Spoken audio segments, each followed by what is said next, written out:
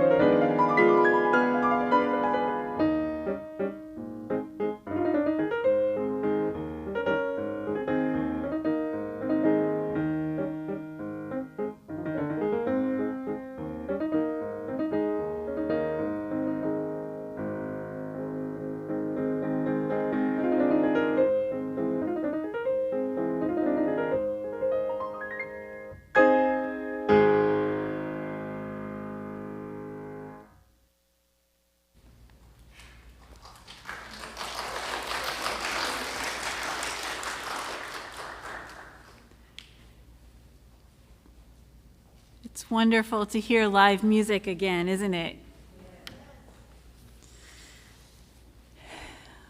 Today, as we gather together again for the first time, we will explore the theme of cultivating relationship in word and in song, through worship, and then by practicing the art of cultivating relationship.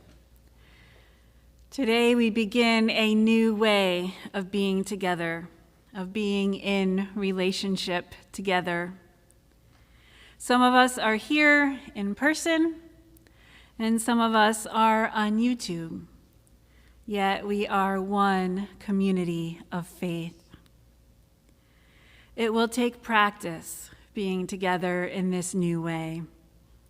Yet by carefully and intentionally and tenderly cultivating all of our relationships with one another, those in person and those online, we can and we will remain one community. Our relationships are the glue that hold us together. This morning, I begin with some sad news from our congregation of the past week. Christy Butterfield, who grew up in this church and is the daughter of Mim and Ed Frater, died. And there is a candle lit for her off to the side. Also, June Kripp, who was a longtime member of Emerson and moved to California in more recent years, died at the age of 98. And another candle is lit for her. Whoever you are, wherever you come from, wherever you find yourself on your life's journey, whichever your pronouns, whether you've walked in or rolled in or dialed in, whether you are here in person or online, whomever you love, you are welcome here.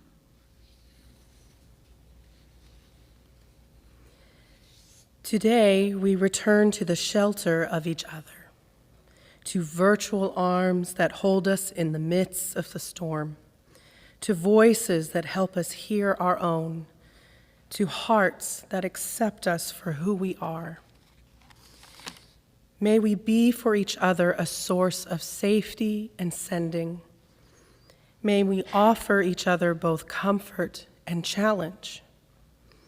May this place of peace lead us to share peace with others. Let us begin.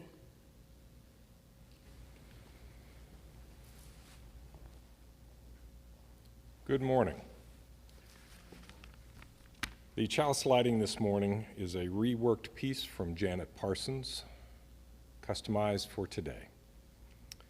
The flame of our chalice this morning is a symbol of the warmth and brightness of our connections. The flame lights our way back together again from our separate pandemic lives, and it lights our way forward into this newly reopened church of promise and renewal.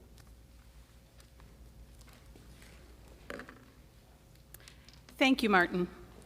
It is time for our opening hymn, and we know that singing is one of the riskier activities during this time of COVID-19. So just our musicians will sing, and the rest of us will be exploring other ways to interact with the music in the coming weeks. Today we're going to try, that'll be another week. Today we're going to try swaying along, centering our bodies back into this space. Please rise in body and or spirit for our opening hymn, number 1010, We Give Thanks.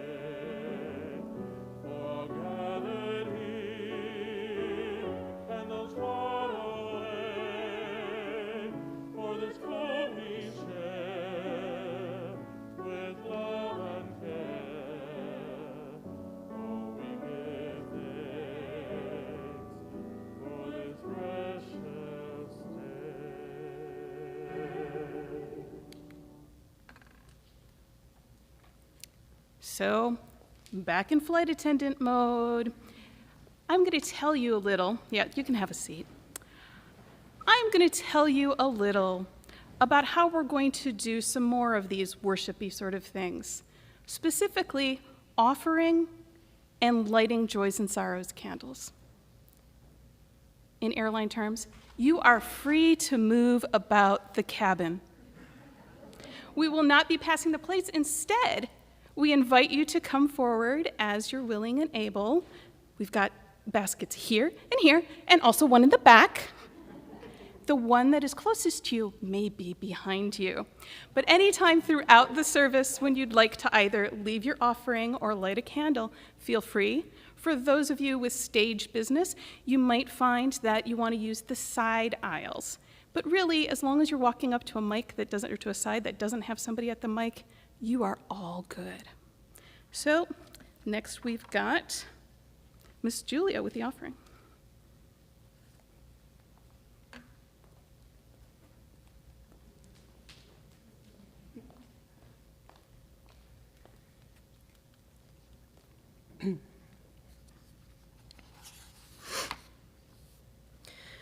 Giving out of what is our own is a transformative act. As a community of faith, we collect an offering, not for ourselves or our congregation, but to give to others as a collective action of our community and as a way to live out our shared values. Please give with a generous heart to support the October Share the Plate recipients. This month, 75% of the offering will go to the Houston Area Women's Center. Houston Area Women's Center provides safety and comprehensive life-saving services to survivors of domestic and sexual violence, empowering individuals, families, and communities to transform trauma, achieve independence, and stop abuse before it happens. The Houston Area Women's Center believes in a future defined by safe relationships and caring families when entire communities thrive free from violence. And as always, 25% of our offering will go to Interfaith Ministries Meals on Wheels, feeding Houston seniors. We have 3 ways to give.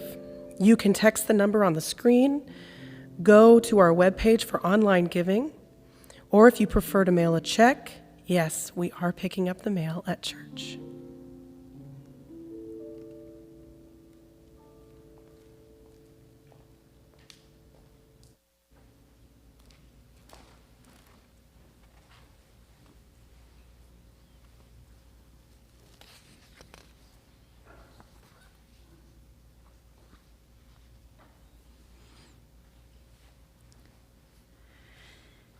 Please find a comfortable place to be or in your seats. Place your feet flat on the floor if you can and if you will, so that you might feel grounded, more connected to the earth, which nourishes and sustains us all. Close your eyes if you feel comfortable doing so. And take a deep breath in. As together we enter into a time of meditation followed by silence.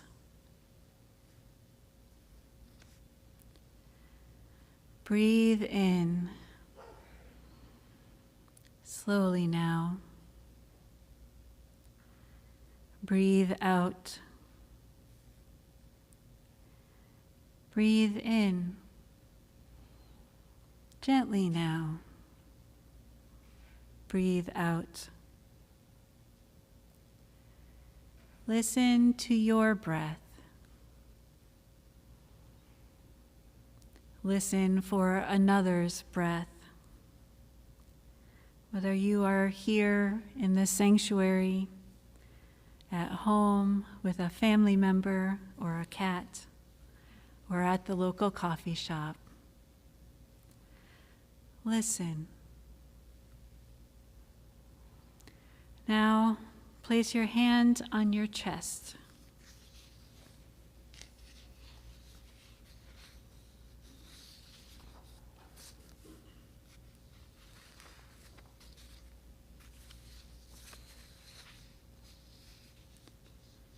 or do so for another if they need and want your help. Again, slowly now. Breathe in and breathe out.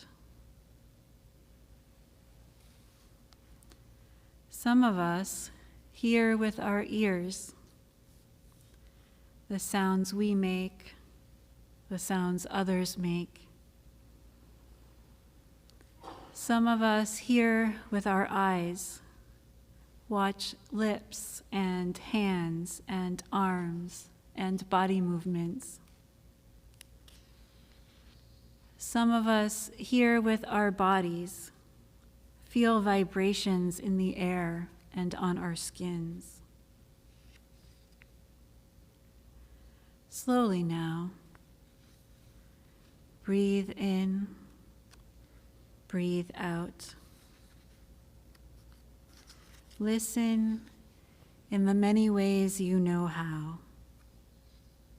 As we breathe together, some of us on our own, some of us with help, so too do we live together. Gently now, breathe in, breathe out, breathe out, breathe in. Together and apart, we are many and we are one. Breathe in, breathe out. Listen in the many ways you know how, as together we enter into the silence.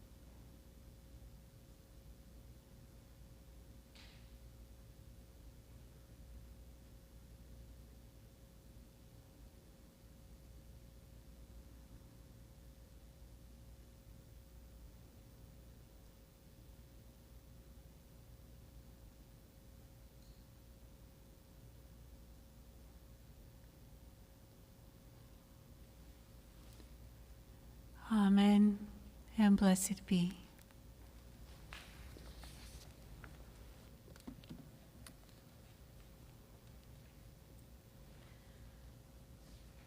What is it that calls you here, that calls you onward, that calls you inward, that leads you homeward?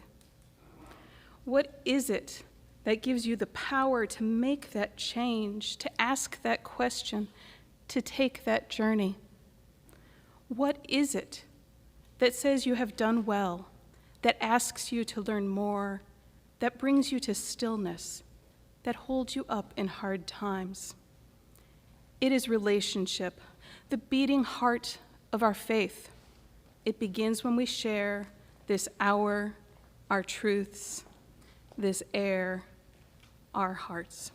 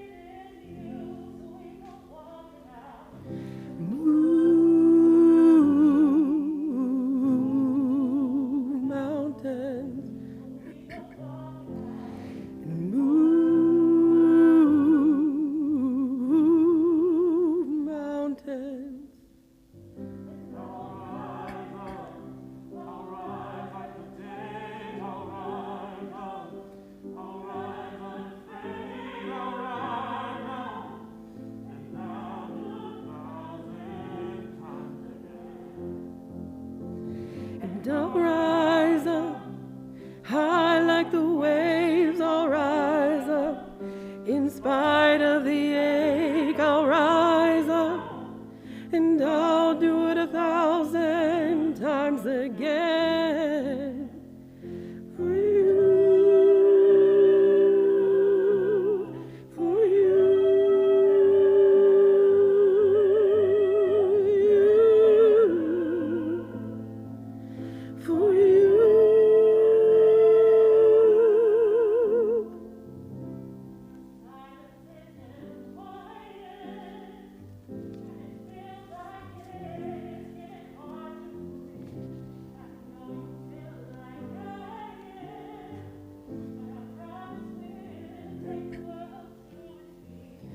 Move mountains and move mountains.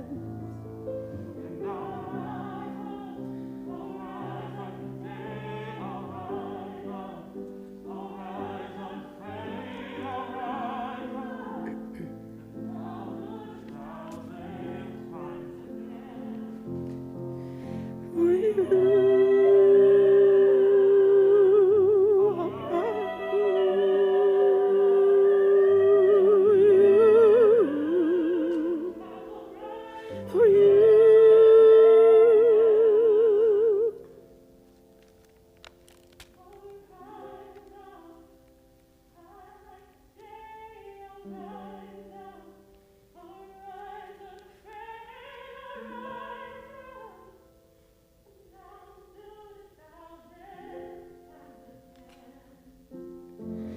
We'll rise up, high like the waves, we'll rise up.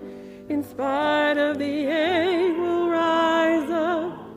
And we'll do it 1,000 times again. For you.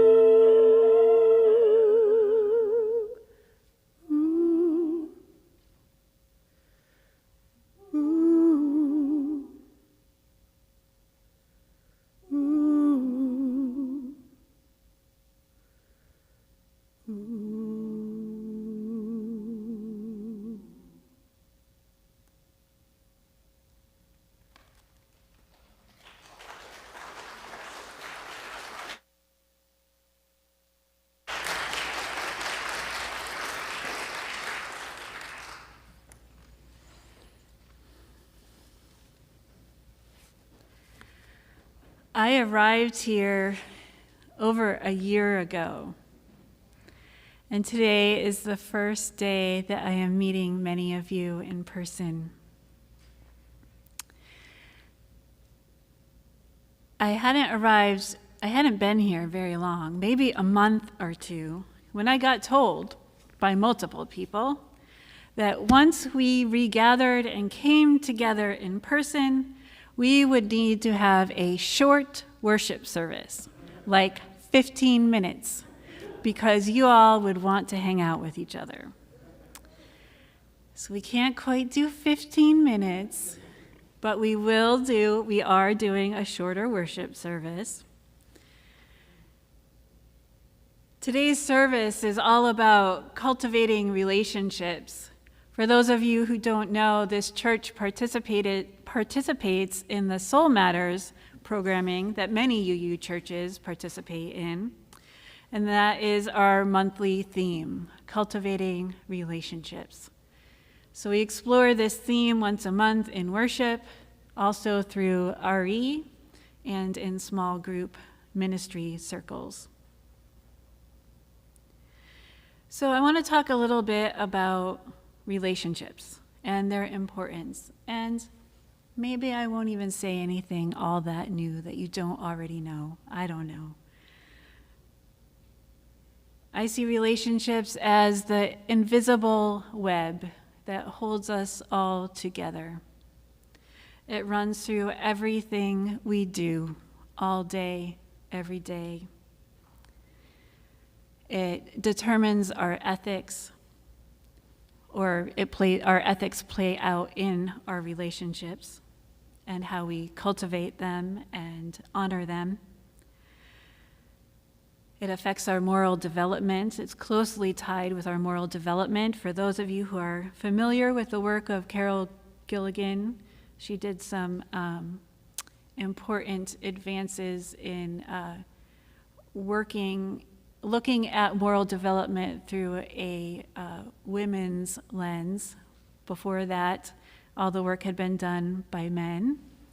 And she lifted up the importance of relationships to everything we do with our ethics and the way that we develop morally. And we are social creatures. We know this through anthropology, through science. We don't do super well in isolation. That's why we want to get rid of solitary confinement, right? And here we have been these last 19 months, if not in solitary confinement exactly, certainly extremely limited and isolated and cut off from our relationships. We've depended on technology, which has been a wonderful blessing that has helped us quite a bit. But it's made the importance of our social development all the more obvious, all the more evident, what we have been through recently. Relationships aren't things that just exist in isolation without any care or attention paid to them. They are something that we need to cultivate, kind of like planting seeds and watering the seeds and providing sun and care. Not too much care. We all have boundaries, right? But something that we care for. And it doesn't come easily, necessarily. We're not all good at it. It takes practice. And so today, we are going to practice cultivating our relationships. That'll get us into social time, and that's sort of your homework assignment, except it'll be here and online. This is we're in a time, remember, of great change, along with its attendance of loss and grief. We're here, but we're also masked and distanced and not singing. Some of us are online. We have readjustments to make. I have to learn how to preach again, standing up instead of sitting in my office chair. And there are blessings in that as well. We're also more accessible now. That's pretty exciting. We live stream this on YouTube, but we also on Sunday morning live stream it on Zoom so that those who want to watch it at the exact same hour can see the closed captioning. We take off our masks so our lips can be read. Later on, when the video is finalized on YouTube in a couple of days, that has closed captioning added onto it as well. It allows people who, even in the best of times, aren't able to get to church to come to church.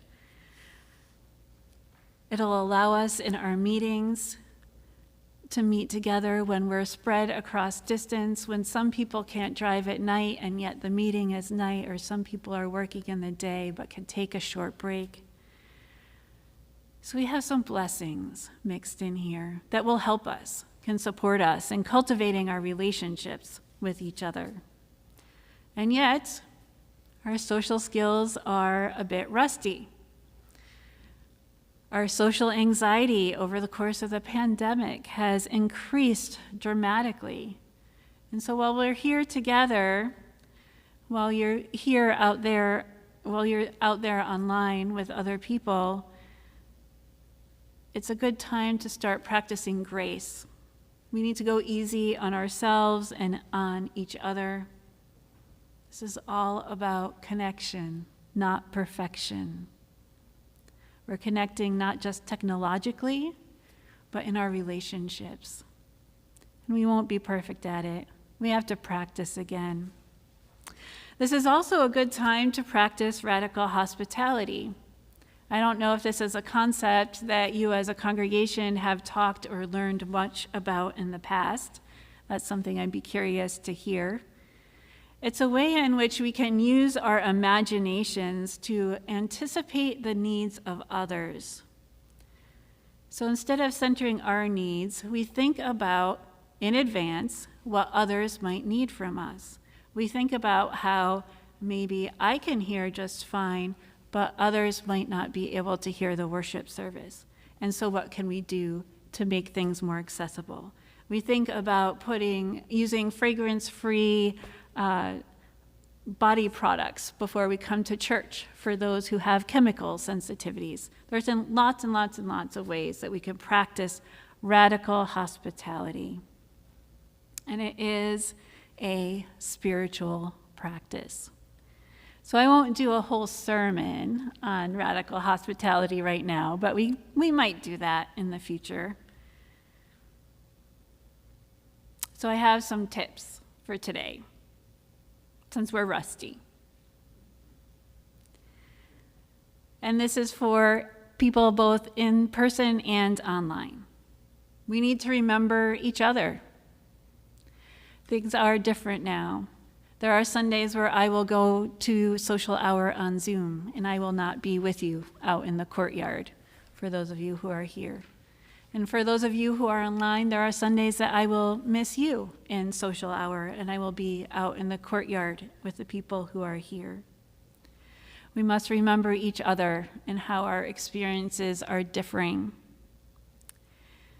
We need to wear our name tags or put names and pronouns on our screens if we're on Zoom or chatting in the chat box on YouTube. We might need to reintroduce ourselves. It's been a long time. Even those of you who know each other, it's been 19 months. And it's hard to tell who somebody is from here up. It's okay to ask people to remind you of their names and their pronouns. It is okay to assume that the people in your small conversational group might not know each other. It's important to look out for people who are not in a group or not talking much. This is not a job of the membership committee or the ushers or the greeters. It is every single person's job. So I have an assignment for you. So even though you're here and you're excited to see all your old friends and acquaintances, and I do want you to see them, I also invite you to talk with at least one person you don't usually speak with or don't know well, and you will get bonus points from me if that person is from a different generation than your own. Most of all, as we do this, as we come back together and we start the art of practice the art of cultivating our relationships with one another in person and online once again, let us keep our sense of humor. As Nikki Simon of The New Yorker says in this satirical mimicking of Miss Manners,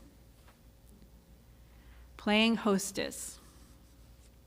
Before you arrange to host a soiree, you must remember that your guests will be expected to be invited inside. This will require actually cleaning your apartment, and yes, disposing of the 300 copies of Us Weekly you've been hoarding for a craft project. You will never do this craft project. Be grateful that in a pandemic funk, you didn't decoupage your salad bowl with pictures of Johnny Depp. As for goodbyes, an aspiring Miss Manners always makes a graceful exit. She would never trail off in the middle of a sentence, stand up awkwardly, and announced that being around this many people has really depleted her, and she would like to go stare at a blank wall now. A simple goodbye or ta-ta will suffice. And in terms of dressing for the day, which hopefully you have all already completed, when putting on makeup, a lady must now remember to also do the bottom half of her face. Gentlemen, see those long tubular things in the back of the closet? Those are pants. You'll need those. Things are different now. With great love and deep gratitude for your presence here today and online, amen, and blessed be.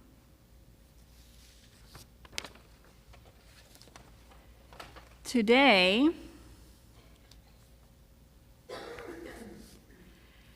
is a day of both saying hello and saying goodbye. That's how things often work, isn't it? Joy and sorrow mixed up together. All part of life. You and I are saying hello. I'm meeting many of you for the first time. And it's definitely the first time we're having some worship experiences in person. I heard a rumor that Austin might be here. Austin, would you be willing to stand up and wave? Austin Mitchell is our new membership coordinator.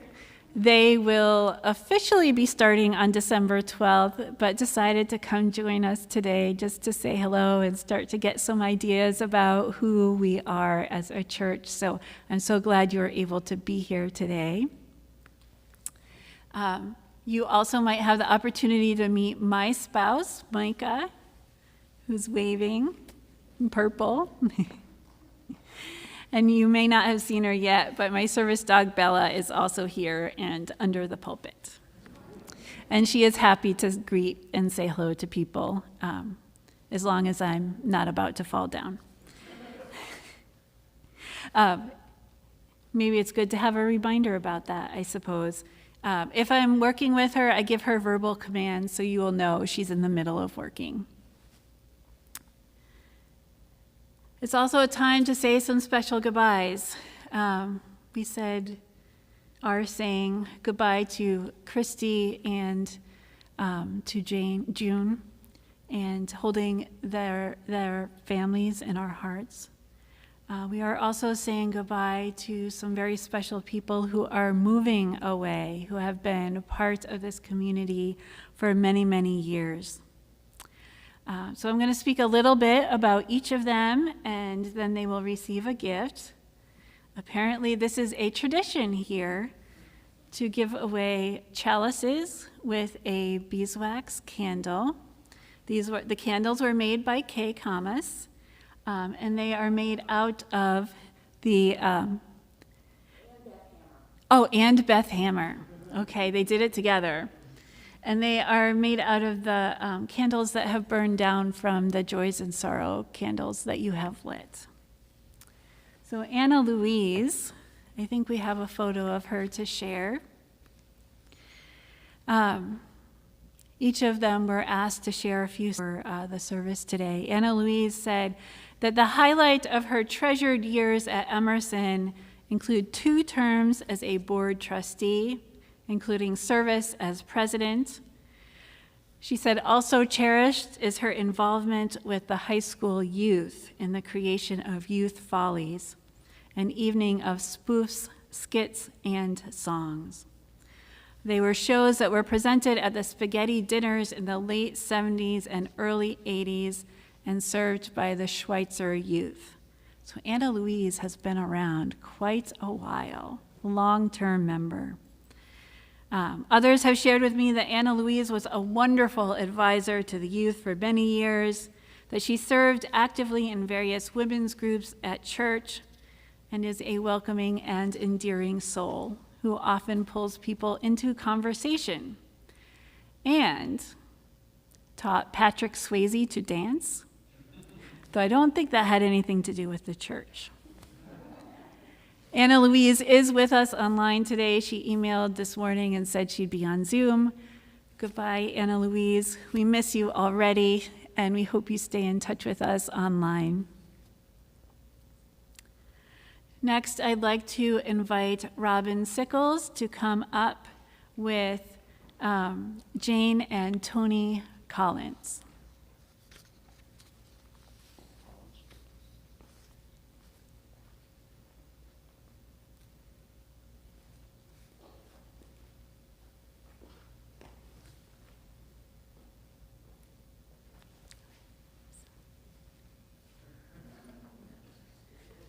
Things are complicated now. We have to make sure everybody's in the camera view.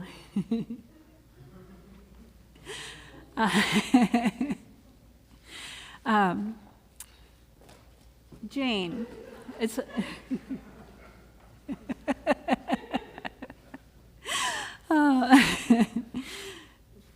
it's hard to look at you at the same time here and get my voice on the microphone.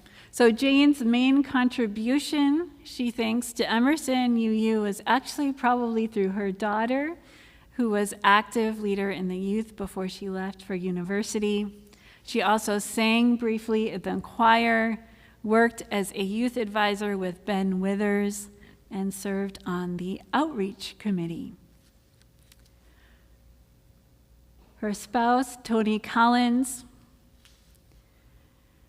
served on the finance committee since you joined Emerson, or they recruit you like the first day, pretty much, yeah.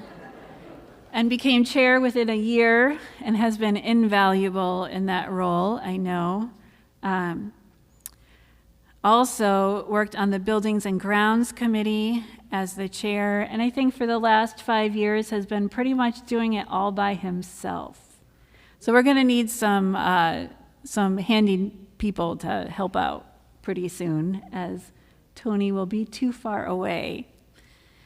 He's also served on the Board of Trustees for a term and worked on the Rebuilding Together leadership team. I know I've hardly begun to meet you and get to know you, and I'm sad to say goodbye. And I know that you will be missed by all of the Emersonians, who are also very grateful for everything both of you have done in this community. And we hope that you stay involved with Emerson and that we see you online plenty.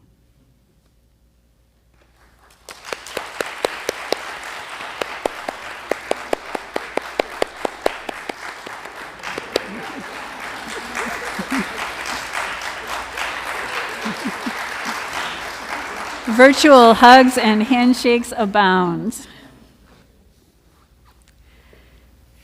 Now I'd like to invite Linda Condit to come forward with Betsy and Gabe Gelb.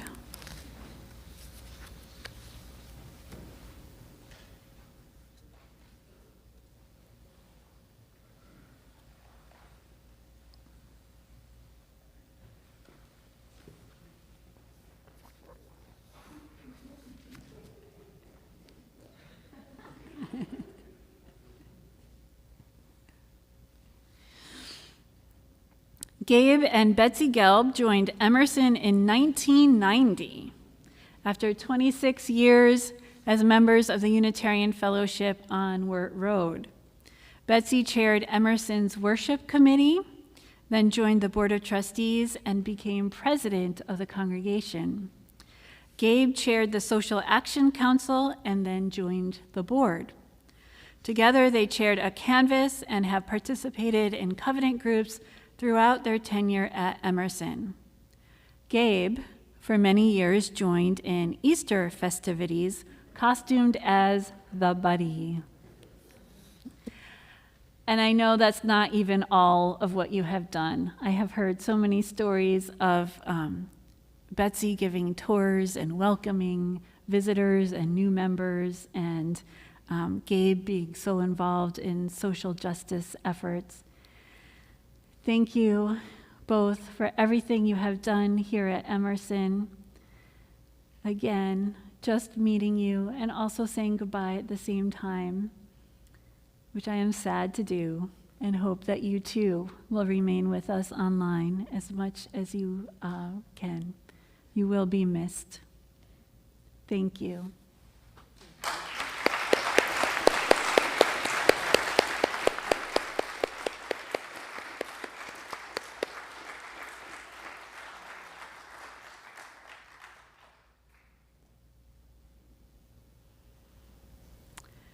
And now I'd like to invite Kay Kamas to come up.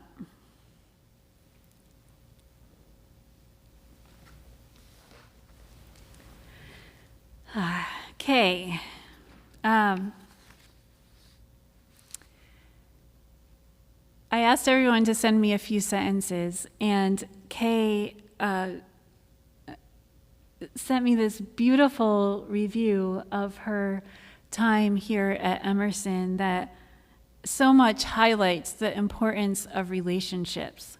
So I'm actually going to read everything she sent me, because if I knew that she was going to do this ahead of time, I would have had her do the sermon. So here we go.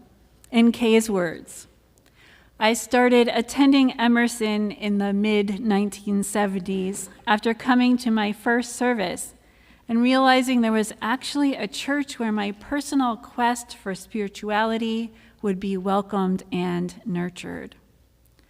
When I met Dan, who would become my husband, we began attending together, and we joined around the time of our son Daniel's birth in 1981. Daniel was dedicated at Emerson and grew up in the RE program, attending OWL classes, coming of age classes, and giving his personal statement at 13, attending LRY and being honored when he was a senior. Dan and I were active in RE and in helping with community meals. Dan was diagnosed with a brain tumor in 1986, and Leonora Montgomery was a great support to us as his illness progressed, and she presided at his memorial service in 1988. Years later, I met Jim Porter at Emerson, and in 2000, we were married by Becky Edmonston Lang, her first marriage service after she and Mark were called to be our co-ministers. I was on their search committee. Jim and I were both active members in different capacities over the years, and I ultimately found fulfillment in singing with the choir and bringing attention to human trafficking by partnering with Kenny Jones to found the Emerson Abolitionists, which was an active group for several years. Jim was diagnosed with ALS in 2014 and died in 2017. Toward the end of his illness, I evacuated him to a nursing home near Austin in advance of Harvey. Our house did flood, and I still tear up when I see pictures of the kind faces of Emersonians among those who helped muck out our house in my absence. The greatest gift of service I've ever received, and one I'll never forget. When Jim died a few months later, Becky presided over his memorial service and gave a beautiful eulogy. There's one other chapter of my life in which Emerson's support meant the world to me and my family. My brother and his wife, who lived in Seattle, were killed in a car accident in 2012 and left my little nieces, then ages 4 and 6. Jim and I were with them in Seattle for several months as the family surrounded the girls with love and support, and another aunt took over as guardian. She is now Mama. The Emerson community poured out so much love for us and our nieces, sending cards, notes, and sweet love offerings, including cuddly hug blankets made by Beth Hammer that had been actually hugged by many members of this congregation. The support we received during that painful time was an incredible gift and so sustaining. So when I think back over my adult life, Emerson is woven through all the most joyful and most tragic times, as a church community should be. I found my spiritual home at Emerson, raised my son at Emerson, married one husband at Emerson, and memorialized 2 husbands at Emerson. I have longtime dear friends who are fellow Emersonians. Emerson has been an abiding presence throughout my entire adult life and will always hold a singular place in my heart. Beautiful. Absolutely beautiful, Kay. Thank you for sharing not just what you did, but the story of how you have been here and integral to the life of Emerson. I know that you all have stories, and I hope that you will continue to share them. And I especially hope that the Gelbs and the Collinses will share some more of those at our social hour today. I would love to hear them, I know for sure. Emerson is a beautiful, wonderful, caring community, and we are all blessed to be a part of it.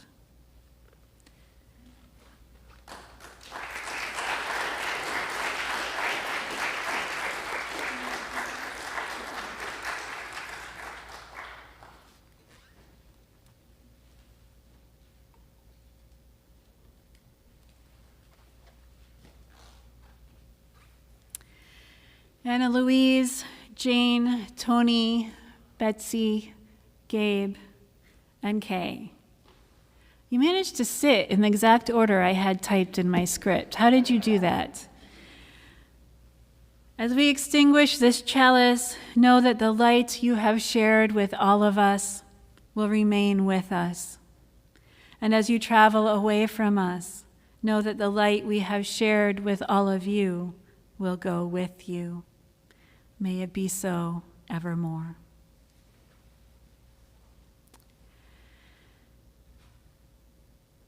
In all of your comings and all of your goings, as you travel far and wide, and as you stay close to home, may that inner flame, which is the very essence of you, burn brightly. May that all-encompassing love, which is the very nature of this community, spread widely. And may you bless all others as you yourselves are blessed. Go now in peace. Amen, and blessed be.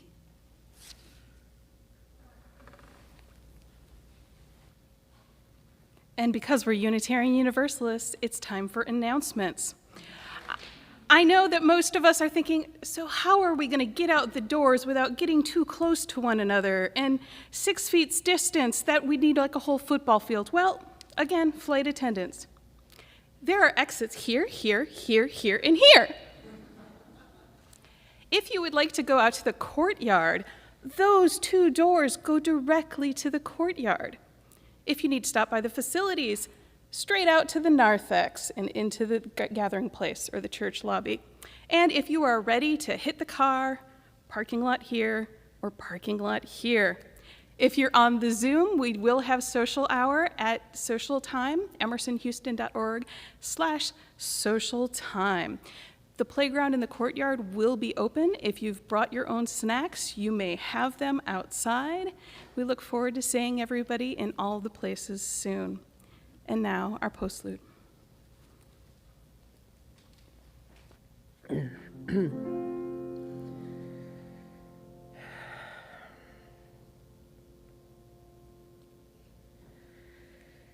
May the road rise to meet you. May the wind be at your back. May the sun shine warm upon your face. May the rain rain fall softly on your fields, and until we meet again, may you keep safe in the gentle, caring arms of love.